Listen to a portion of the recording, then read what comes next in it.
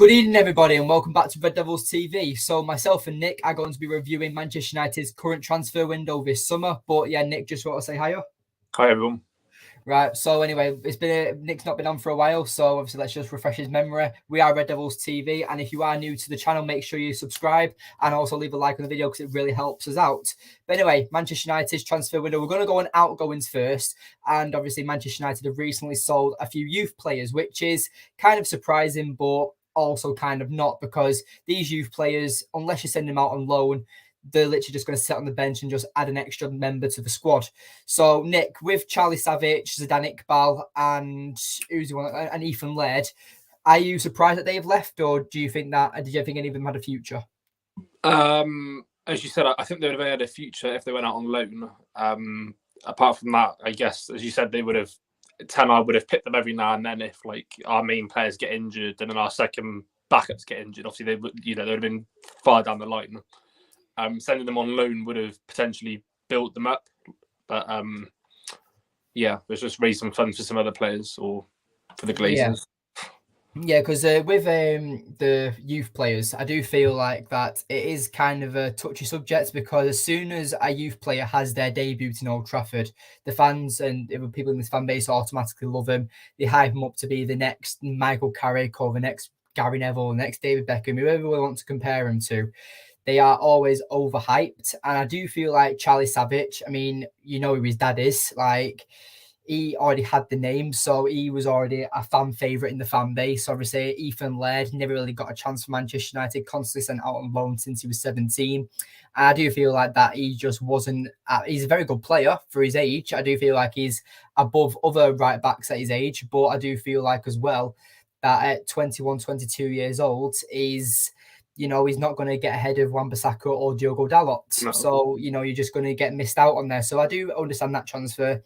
But for me, Zidane Iqbal was the surprising one, because I was surprised that Zidane Iqbal actually didn't go out on loan last season. But he's gone out now, and, it's a shame, but there's nothing else we can do about it. And as well, Alex Telles. Obviously, Alex Telles, we signed him in the 2020 season.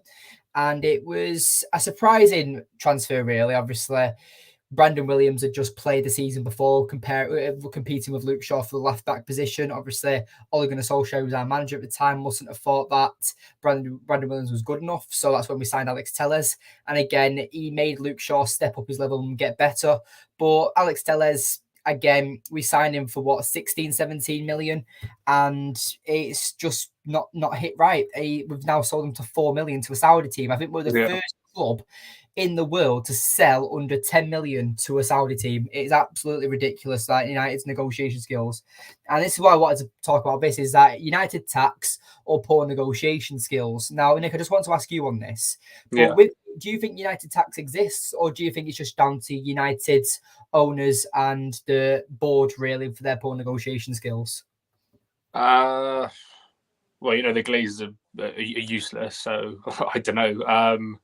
Knowing them, there probably is tax somewhere, but I reckon it's just mainly down to their poor negotiation skills, just trying to raise some quick funds, I reckon. You know what they're like, just to get a bit of money back quickly. Yeah, and I do feel like as well, that this is what I want to highlight, is that all our players that we've got for sale at the moment that aren't youth players are pretty much... so what we bought them for, they're now available for half price. So you've got Donny van de Beek, who we bought for nearly 40 million. He's now available for just under 20 million. You've got the likes of Harry Maguire. United want 40 million from when we paid 80 million for him. It's absolutely ridiculous, and no way are we going to get even that amount of money for him. You got Anthony Martial. We want 25 million for him. You know the song for Anthony Martial, 50 million down the drain. We're not going to get these prices for these players, and it's not because of the poor negotiation skills. I think it's also down to the massive wages that the certain players are on. Like Martial, you're taking a risk with him with his injury record. You're not going to be wanting to sign him from United for about 25 million, then pay him nearly £200,000 a week, and then he constantly gets injured. No club is going to want to make that risk, and that's where United have failed over so many years. So I would say it's down to the poor negotiation skills and what the Glazers have set Manchester United to almost be. Because you look at any player that Manchester United bring in, and personal terms are never an issue. We always agree wages very quickly because, again, Rasmus Hojlund, we're supposed to be signing him very soon. Yeah. He's on currently what, 20 grand a week at Atalanta, and United apparently have offered him up to 90k a week. Like, of course you're going to accept that because you're doubling your wage, right? Not even doubling your wage, like your wage is increasing by nearly 400% there. It's absolutely crazy. But anyway, if anyone's new to the stream, obviously just put your comments in on what you think of Man United's current transfer window. But anyway, obviously I want to talk about someone that's coming in, and that's Mason Mount. So Mason Mount, over the last 3 games now, I do feel like he's played really well. Now, in this game against Leeds, kind of adjusting. Obviously, he played with Hannibal Mabry and Kobe Mainoo, and he did stand out in that game and the game against Lyon. Obviously, still not yet to get a goal or an assist, but I feel like that once he starts constantly playing with Bruno Fernandes and Casemiro and gets more comfortable with that chemistry and that trio, that's where we're going to start seeing a better Mason Mount. But so far for me, I can't discredit him. I think he's absolutely brilliant from what we've seen. The way that he helps us press from the front, the way that he helps us in the transition. I do feel like Mason Mount, and I can now starting to see why Erik ten Hag wanted a player like Mason Mount so much. Like majority of the fan base, Nick, you've said this in the past, that a striker is the priority signing. Yeah. But Mason Mount is clearly that. I mean, we're saying the games are won and lost in the midfield. So with Mason Mount, I do feel like that he is definitely one of them players that is either going to eventually be a squad player if we do get someone like Amrabat, and we go in someone like Real Madrid or Man City when you need that extra defensive cover. That's when you're going to bring in a player like Amrabat. But for the normal game, maybe against Crystal Palace or Luton, for example, when they're going to be on the back foot and United, the more dominant side, I do feel like that's when Mason Mount is going to play the majority of these games. And I do feel like as well that Mason Mount in that transition period because he's kind of playing on the left-hand side of the midfield. So obviously, he'll be linking up with Bruno Fernandes. He'll be linking up with Bruno Fernandes and Casemiro in the midfield. He'll be feeding it forward to whoever the striker's going to be. But then his main partnerships is going to be involving Marcus Rashford and Luke Shaw, which I like because he's already got that chemistry with him from playing with England. But Nick, what have you liked from Mason Mount so far? He's just an all-round player, like as you said. Like he needs to adapt. When he settles in with playing with Bruno and Casemiro, I reckon he'd be like one of the, not the best midfield, but I reckon they'd be highly up there. Give him 5 Premier League games from the start of the season. I reckon they'd be Bruno Fernandes-ish level. Once he sees how they play and he plays with them, I reckon hopefully get in there pretty quick. Maybe not more goals, but more assists and getting balls through to the players to pass or then have a shot. I reckon maybe that kind of player. I reckon like setting up the goals as well as the assists as well. I see your point on that sense. I do feel like as well, like with Mason Mount, he's a very interesting player, and I don't know. It's going to go one of 2 ways. It's going to be where he's not going to get many goals and assists, but he's very impactful, or he's going to be bombing up and down and get constant goals and assists. And what I kind of like is that we've seen it, especially in that Arsenal game with Bruno Fernandes when they play together. And Kobe Mainoo, I just want to give a massive shout out to him in that game because he was absolutely brilliant against Arsenal. He made Declan Rice look like he was an academy player, and Kobe Mainoo was the player that was worth 105 million, what Arsenal have literally just paid for him. But Declan Rice will come good for Arsenal, I'm pretty sure of that. I'm going to give him his credit because he's a very good footballer. But anyway, with Mason Mount, what I like to see between him and Bruno Fernandes in that Arsenal game is that it wasn't just Bruno Fernandes being the more attacking midfielder. We also saw Mason Mount charging forward and Bruno Fernandes was staying back. So maybe that's what Erik ten Hag kind of wants from both his midfielders, where one stays back when one's attacking. And that's what I like to see because it still gives the likes of the midfield that extra coverage. So while Mason Mount, for example, is bombing into the box, you've got Bruno Fernandes while pressing up. He's probably going to stay on the edge of the box just in case the opposition go on a counter-attack. And then you've got Casemiro in the middle as well. And obviously the full-backs, centre-backs to be the last men of defence. But obviously, let's have a look here. Phoenix saying, good evening, Mount is showing some great progress. He's fitting in well so far. The game against Arsenal, I was shocked. At United, we actually played like a team. Everyone pulled their weight. I agree on that, Phoenix. Obviously, this is Thomas, my good friend. And Thomas, obviously, is just what he means by that is what I completely agree. Obviously, the Arsenal game looked really good. And that still wasn't our fully strength team. Obviously, Jadon Sancho was playing centre forward as kind of the pressing forward. And we also had Kobe Mainoo in the midfield, who is looking to be a very exciting youngster. But again, that's not Casemiro. So we still weren't to our fully strength, and we still scored 2 goals past a quite strong Arsenal side, which I wasn't surprised about. But Arsenal just didn't come out fighting. United were very relentless. And I do feel like that it was an overall good game from Mason Mount and obviously Manchester United in that game. But obviously, we've gone over why can't Man United sell players. But I kind of want to move on to the other income that we've currently made, which is Andre Onana, his debut against Real Madrid. Obviously, Man United play Real Madrid. I believe it's on Thursday morning at like 1 o'clock in the morning. Let me just double check. Yes, Thursday morning at 1:30, Man United play Real Madrid. And then on the Wednesday, we play at 3:30 in the morning against Wrexham. So United are playing 2 games within 24 hours. Now, obviously, I'm guessing the Wrexham's team, we're going to be probably playing like Johnny Evans and the youth team. Yeah. But with Real Madrid, I do feel like this is going to be a very tough game because Real Madrid are a very decent side. But this is probably where we will see Andre Onana start for Manchester United. And I can't wait. I've watched his clips in training. I've watched him when he was at Inter Milan. I watched him when he was at Ajax. And I can't say how excited I am for this signing. I just can't wait for it. Big up, lads. Munzi here. Great show, mate. Nice to see you. Obviously, I have to get you on the channel at some point as well, Munzi. It's been an absolute while. And he said that under 23s are playing Wrexham, I've heard. Yeah, mate, I've heard the same about the youth team and stuff, but I didn't know it was the actual under 23s team, so thank you for informing me about that. And Thomas also says that slightly embarrassing for Arsenal, though, to lose twice in one match, especially after how shaky United have been. I wouldn't say that because I feel like that like Arsenal played a preseason game and Man United played a Premier League game is the best way to look at it. Obviously, Arsenal came in and they were like, right, okay, this is just the fitness, it's just to get our sharpness back up, blah, blah, blah, blah. But it's clear that Erik ten Hag has installed into these players that every game, whether it's pre-season, the Premier League, the Champions League, I want you to play at your best every single game. I don't care whether it's a charity game, the pre-season game, or in the Premier League. You play to your best at every single game. And that's what you want to see from your manager. You want your manager to be saying to you, we want to be the best, and we don't, it doesn't matter. We do no days off is pretty much what Erik ten Hag is installing into these players, which I absolutely love because it makes their mentality better.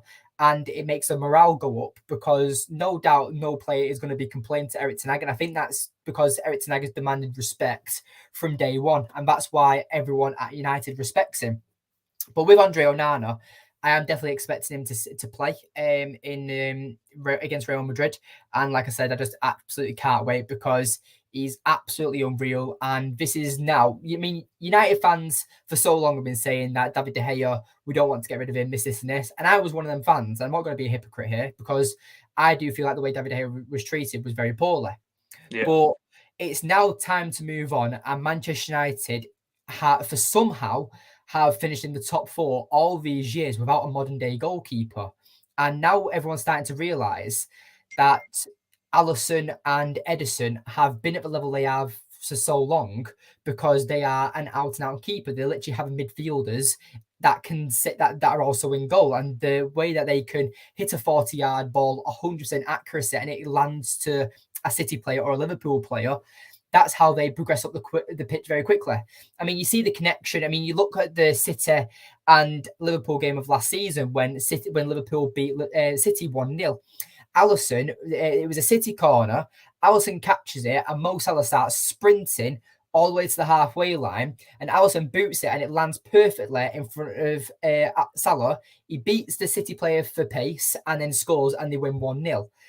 That's what you want to be seeing. So if United are in a bit of a pickle, and you've got Andre Onana waiting for someone like Marcus Rashford, who's blistering fast, just staying on the halfway line so he's not caught offside, and then bombing forward, and then just getting a through one-on-one chance and scoring because we know how good Marcus Rashford is on one-on-ones. I just can't wait to see them type of tactics be installed into Man United. And I'm starting to realise it now because I've watched quite a few games back while before pre-season started.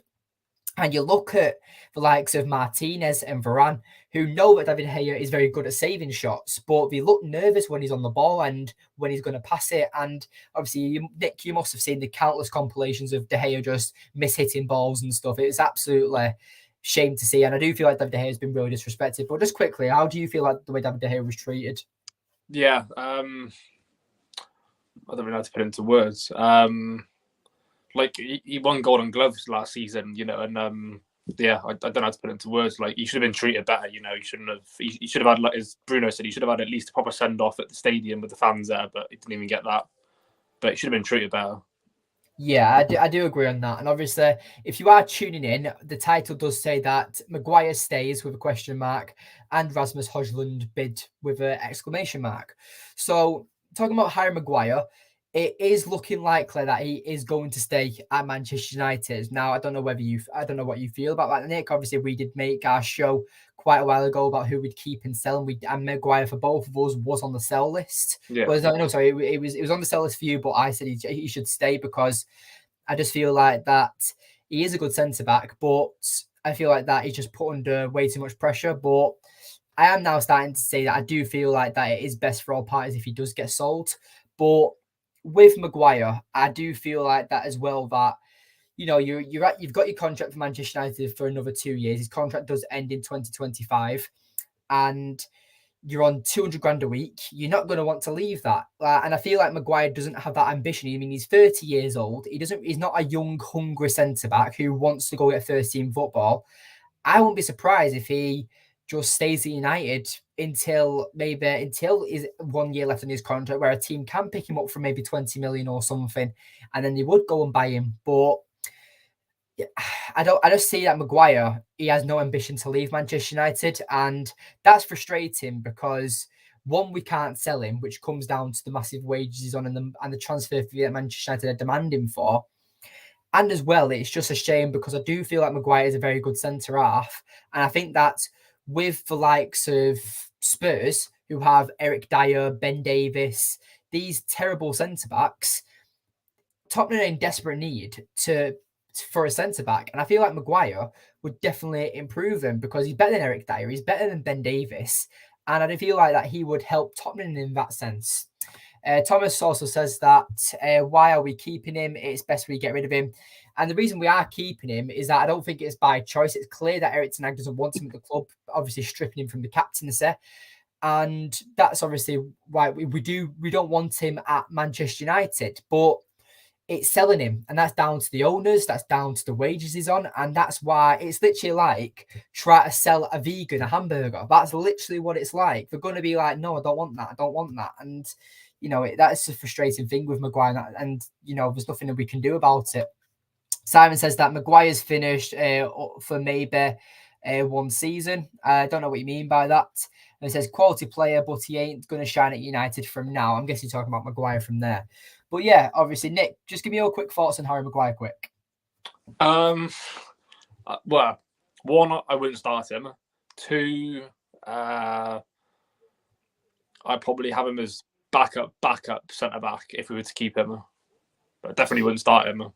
Yeah, and I feel like as well that we was bringing in, because we brought in Johnny Evans as well, haven't we, from Leicester on a free transfer. We're apparently giving a 1 year contract to now. I like the signing, but if that's not a clear indication to getting rid of Maguire, I don't know what is. It's hard to say, really. It's really hard to say. Like, what do you think about Johnny Evans, really? I reckon if you've got the game time to prove, I reckon that you could be better than Maguire. Maguire's not a bad player. Like, Maguire does do stupid passes and whatever, and he's not the quickest at running back, as you know from like memes and whatever. But in corners, he is good at getting the ball out. Like, fair play, big credit to him for like getting the ball out and whatever. But yeah, he wouldn't be a main centre back starting for me. I probably would put Evans over Maguire, but I wouldn't say Maguire's trash. But I wouldn't start. He wouldn't be a starting centre back or second starter either. Yeah, I see your point on that sense.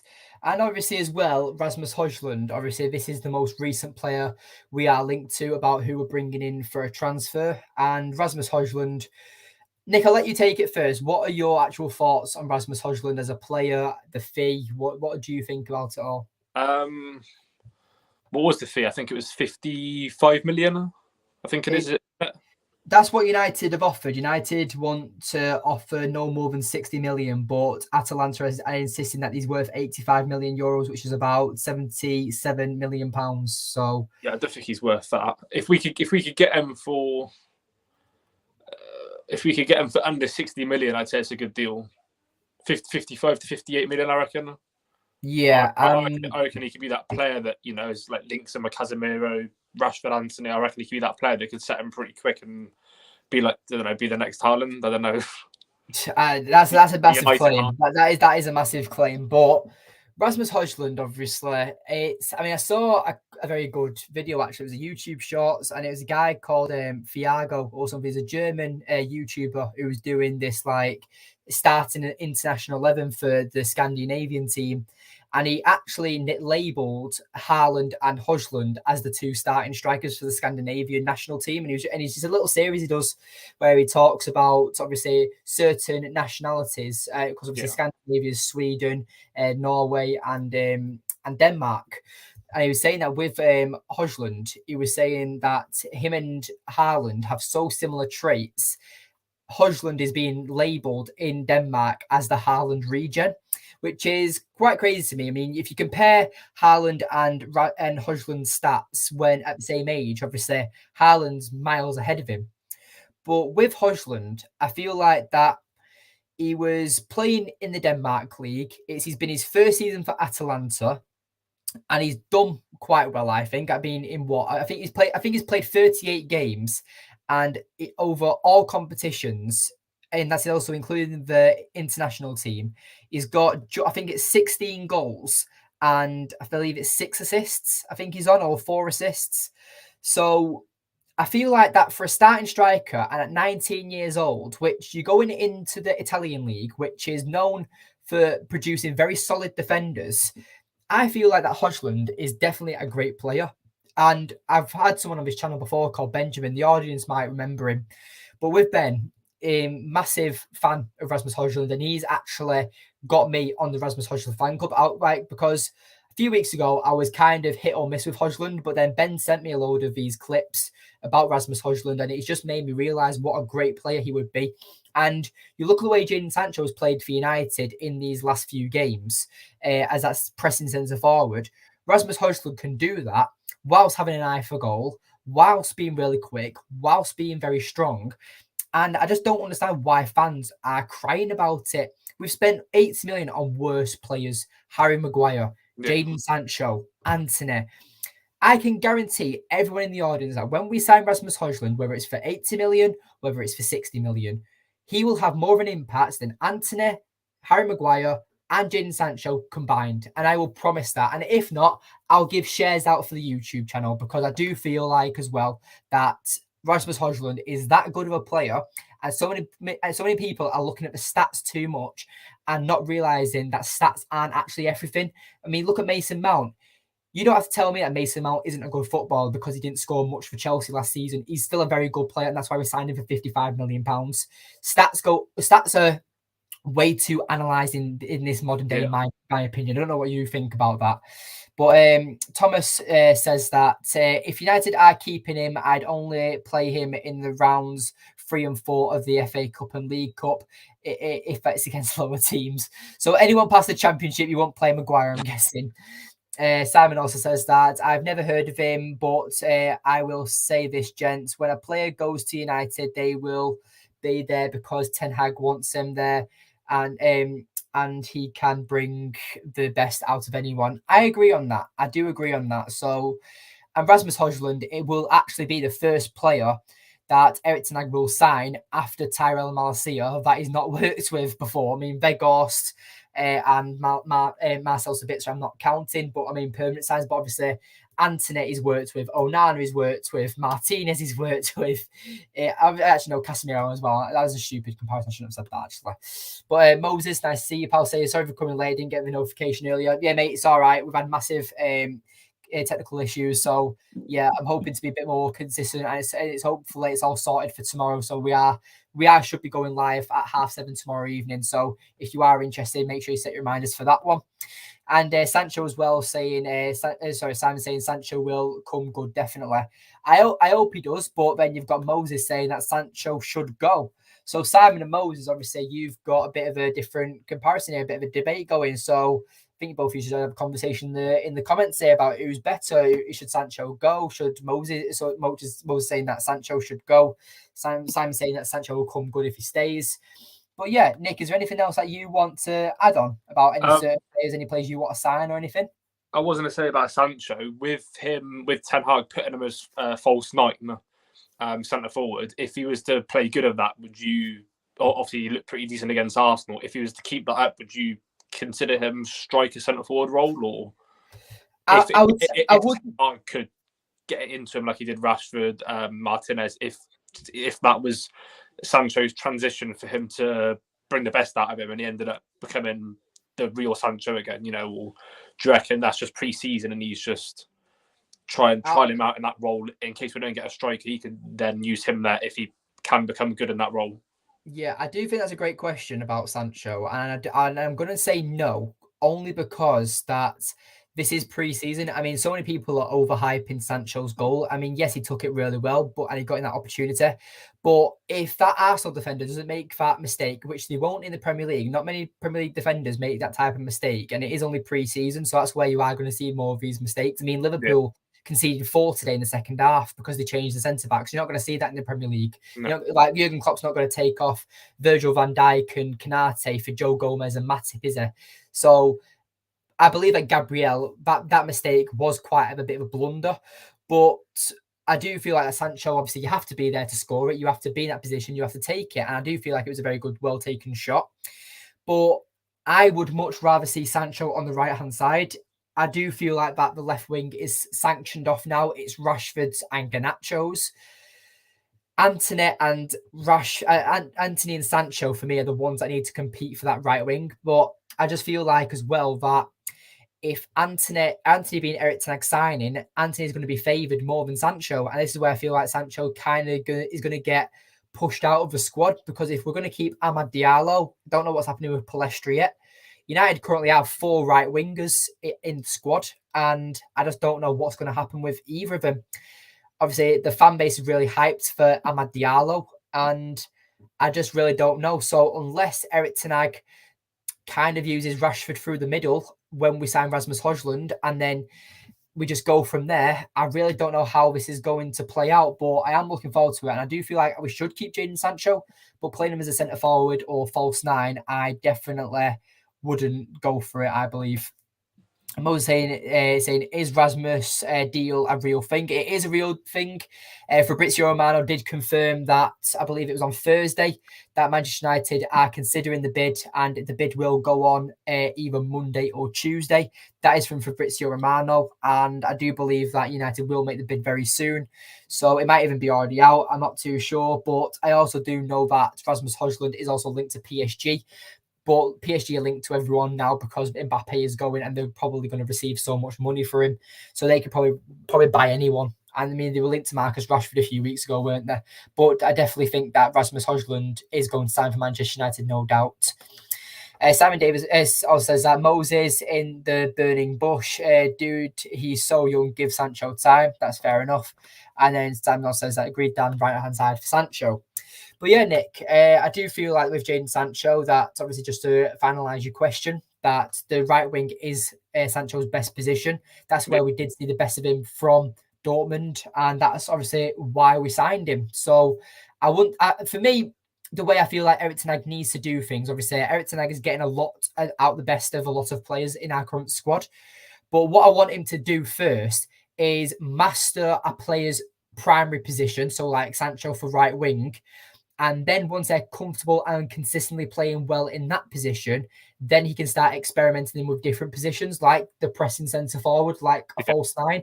And that's when I feel like that's when United are going to develop even further. I mean, you look at Man City, you've got Julian Alvarez, perfect example. I rate Julian Alvarez more than Erling Haaland, which is a very unpopular opinion. But I personally feel like that any striker in that City system is absolutely incredible. And I feel like if Julian Alvarez had the same amount of chances as Erling Haaland, he would have around the same goal tally as Erling Haaland. I rate Julian Alvarez that much. I mean, Julian Alvarez is the first player in football history to win the Premier League, the FA Cup, the Champions League, and the World Cup in the same season. He's the first player in history to do that. And I just feel like that this season is going to be massive for Julian Alvarez because I think he's so talented. And if he has another season like he did being in Erling Haaland's shadow, I would not be surprised if he goes and leaves to a Real Madrid or a Barcelona, a more Spanish type team, because he can get into any team in the Premier League. He can probably get into any team in Europe. I rate him that highly, but that's just my opinion. But anyway, about Julian Alvarez, he can play multiple positions. He can play on the right wing, striker, and left wing. And that's what I'm hoping to see from Manchester United players now. Obviously, I want to see Antony be experimented on the left wing because he's primarily left-footed, so that would make us be crossing into the box a lot more crosses. So I feel like that's just something United need to experiment on. But definitely with Jadon Sancho, lock off the right wing or left wing position first, whichever one Erik ten Hag wants him to play first. And once he starts playing consistently and playing well consistently, that's when I'd say experimenting into that centre forward false nine type role. But I do think it's a very interesting take, like you have mentioned, the false nine for Sancho. But I just want to obviously talk a little bit about Mbappe as well. Nick mentioned it to me just before the start of the show. Obviously, Mbappe is apparently on the verge of joining Saudi Arabia. Now, I don't know how I feel about this. I feel like that this will ruin football. I do feel like that obviously Saudi Arabia has always been a bit of an issue since they've come onto the stages, but this is the issue with money now. Jordan Henderson has just left. Jordan Henderson, Liverpool captain, has just left for a transfer fee of £10 million to earn £700,000 a week. When it's hard to say, but I feel like that's what Saudi Arabia want to do is kind of be the next big thing in football. I mean, you think that what's the next biggest league out of Europe, and you probably say the MLS or the South America.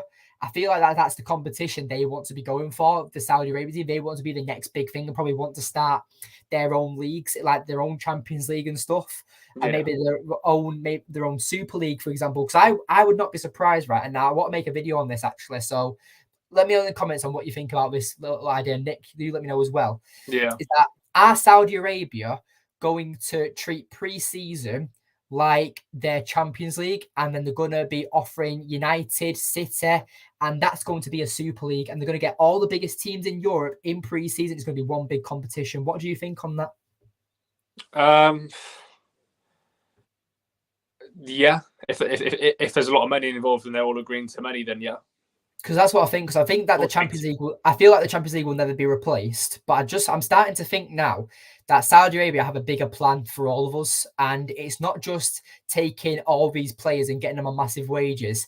I think they've got a plan for something, and they're dreaming bigger than just a Saudi Pro League. And I feel like they're going to want to get their hands dirty with the big European teams. And because obviously they're not in Europe, because obviously they're in the Middle East. But I do feel like that they're aiming for something much bigger. And whether that's for pre-season or their own competition, I feel like at some point they're going to get involved with Europe. And that's when it's going to be an issue with the money and stuff. But yeah, I do feel like that the way Saudi Arabia are treating money at the moment, it is very sad. But England can't compete for the first time after being the most dominant and best league for years. Saudi Arabia and our new competitor, and that's the harsh truth. But anyway, everyone, thank you for your comments this evening. And yes, obviously stay tuned for tomorrow. I'll be live at 7:30 if we do have any technical issues.